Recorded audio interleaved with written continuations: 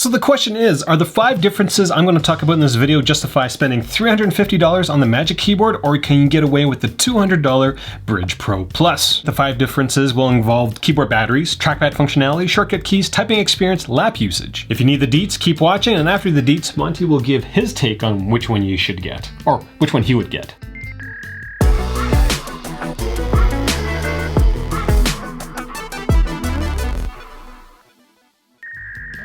At MobileReviewsEh, Monty and I, I'm sorry puppy, base our reviews on actual usage. We did get these products for free.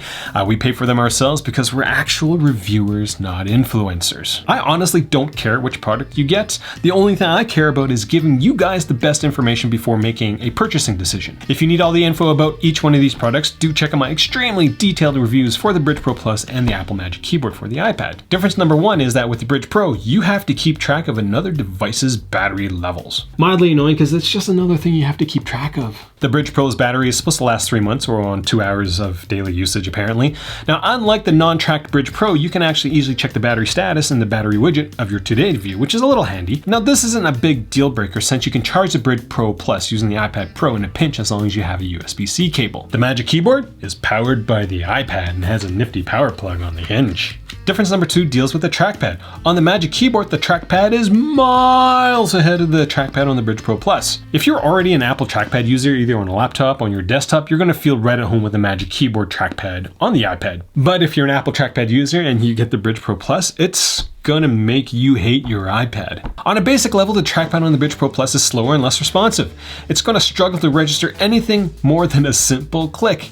The Brydge Pro Plus is missing all those wonderful gestures that you get with the Apple trackpad. If you want to see all the gestures that work on the Apple trackpad but not the Brydge Pro, do check out that tutorial. Difference number 3 deals with the shortcut keys, as there are none on the Magic Keyboard.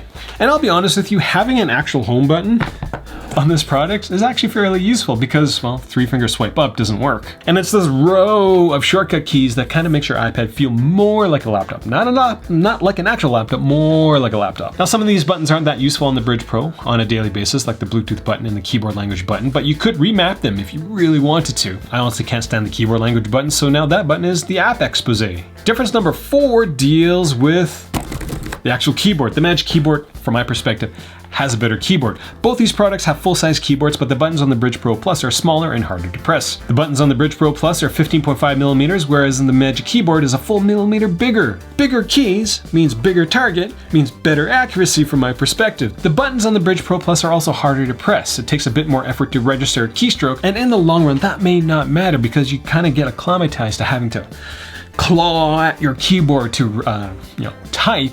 But you couple the harder to press keys with smaller keys, it just makes the entire typing experience not as good as the Magic Keyboard from my perspective. Now, as a side note, I actually haven't come across an iPad keyboard that has the feel of Apple's products. I don't know why it is, but I've used enough of them to say that with a lot of confidence. If you want to see what other keyboards I reviewed, do check out that playlist. I've spent so much time using keyboards. Now, before we get to difference number 5, and I actually got you guys 2 extra bonus differences. If this is the first time you're watching my videos, do check out some of my other content. If you're planning on getting either one of these products, try using my Amazon links, because again, reviewer, not influencer, this channel's not sponsored. I'm not going to put in the middle of this video brought to you by, this product that's paying us to talk about their product without actually using it. That's not what I do. Difference number 5 deals with using the product like a laptop. The Brydge Pro Plus makes your iPad feel like a laptop. It makes your iPad look like a laptop. Is it an actual laptop? No. The Magic Keyboard makes the iPad look like a mini iMac. Which works better between the two? I'm going to say the mini iMac because it doesn't feel like my iPad is constantly going to tip over when it's like this, I think. Anyways, it's kind of a hairline. I'm kind of teetering between the two. The Brydge Pro Plus weighs slightly less than the actual iPad, so when you've got it installed in this product, it's constantly going to tip toward the iPad size. Now, not big deal if everybody is using these products on a flat surface like so, but the moment that you end up putting it on your lap, well, the teeterness, the top heaviness is going to come into play. And when that happens, between these 2 products, I would have to say that the Brydge Pro Plus works better on your lap because, well, the area between the trackpad is larger, so your wrists have more space to clamp down on the keyboard to keep it from falling. Now, in making this video, I really wanted to keep it at 5, but I think there's 2 other things that I need to quickly note to kind of make it conclusive, we'll say. Difference number 6 is that the Magic Keyboard is going to last longer. The rubber inserts on my hinges on my Brydge Pro and regular Pro are starting to show quite a bit of wear and tear. Difference number 7 deals with using your iPad by itself. Well, with the Magic Keyboard, it's easier because you just pull it off the keyboard and then easily slap it back on. With the Brydge Pro Plus, you have to shove it into these annoying little hinges. That last difference probably should have made it into the 5. Anyways, Monty, what are your thoughts on these keyboards? Let me know. Even if it costs $150 more? From my and Monty's perspective, spending that extra $150 on a Magic Keyboard allows you to use the iPad to its fullest potential. Not as a laptop, as many people would love to call the Brydge Pro Plus and an iPad installed into it. It's not a laptop. It's still an iPad. But with the Magic Keyboard, it allows you to use your iPad to its fullest potential as a touch device with a keyboard and a trackpad.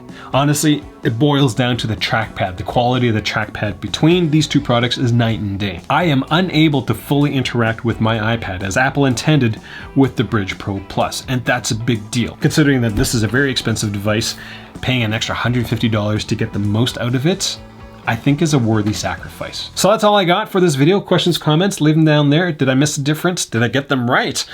First time watching my videos, I do encourage you to check out some of the other iPad and iPhone accessory reviews that I've done. Again, channel's not sponsored. I produce a lot of content. I'm basically the Wagyu beef of product reviews for iPhones and iPads. Haha! Thanks for watching. And after those deets, Monty's going to give him your deets. What? And after the deets, Monty will give... After the deets, Monty's going to give you guys, what the? Difference number 2 deals with the trackpad on the Magic Keyboard, as it is miles ahead of the keyboard trackpad. Miles!